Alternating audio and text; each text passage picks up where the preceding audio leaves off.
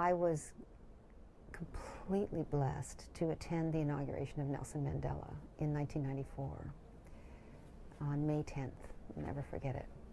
And we were in the Pretoria Stadium, which only holds 5,000 people. So it was all dignitaries, delegations from different countries, and then millions and millions of people were outside the stadium watching it all on big screens like a rock concert, and we could hear them cheering.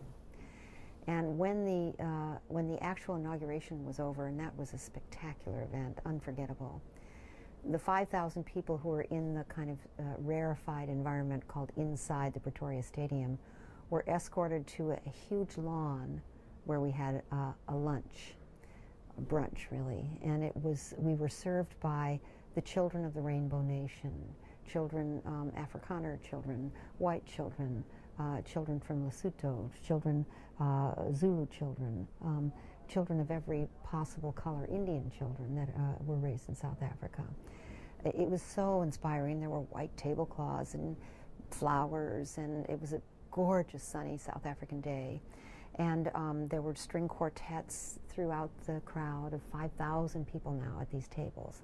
And far away from where I was sitting was the head table, and at that head table was, this is now 1994, obviously Nelson Mandela, Desmond Tutu, F.W. de Klerk, but also Prince Philip, also Al Gore, and Representative of the United States, also Yasser Arafat, who was at that time a very powerful force in the world, and Benazir Bhutto, etc. They were all at the head table. And we could see the head table on TV monitors, old-fashioned TV monitors, 1994. And at a certain point, President Mandela clanked his glass, and it reverberated through the whole 5,000 person event. And the string quartets all stopped, and the TV monitors and the cameras went to Mandela, and he stood up.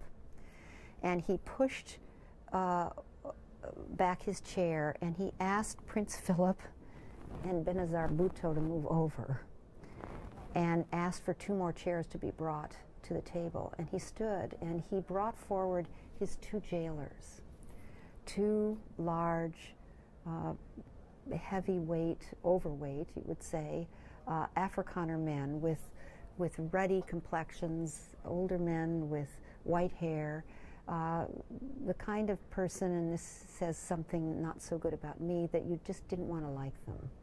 You didn't know who they were at first, but there was something about their countenance and their kind of body language, you didn't want to like them, or I didn't, I'll say.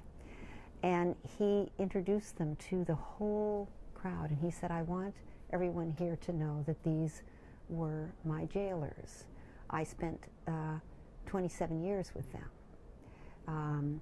And the first 17 years of my imprisonment, I was in either hard labor, torture and interrogation, or solitary confinement.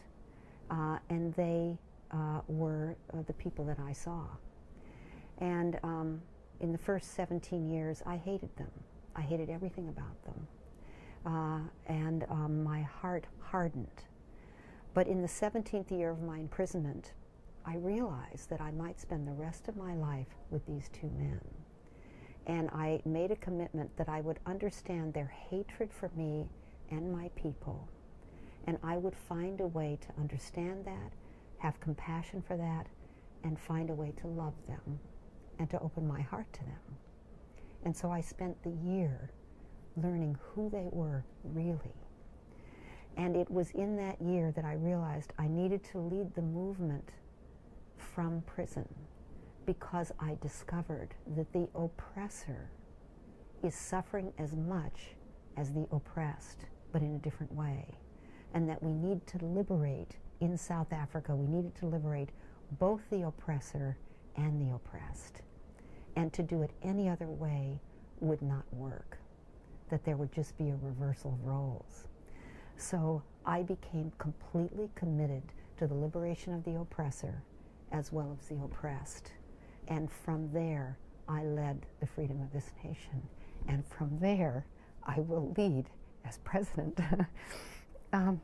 And so then he asked for them to forgive him for hating them for 17 years. You know, he was in prison for 27. He asked for their forgiveness. Now, these guys probably hadn't cried since they were 2, tears streaming down their faces. And they forgave him, and then they asked for his forgiveness. And then he said, on this forgiveness, we will build a new nation. And for me, that story, and Desmond Tutu was right there, is the source of the Truth and Reconciliation Commission, which took place after that, which for me is an evolutionary leap in the human journey. You know, we think about the Nuremberg trials, which were all about revenge and punishment, and that's where we were then. The Truth and Reconciliation Commission in Africa, to me, is an evolution in humankind. And Mandela himself and Archbishop Desmond Tutu, who I now have the great privilege of knowing personally, says that they don't want to be remembered as extraordinary men who created something out of the ordinary.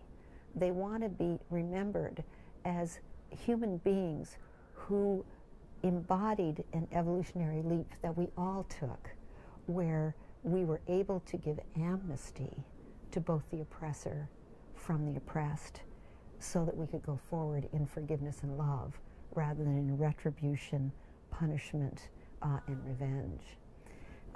So that story for me is one of the greatest stories I've ever heard.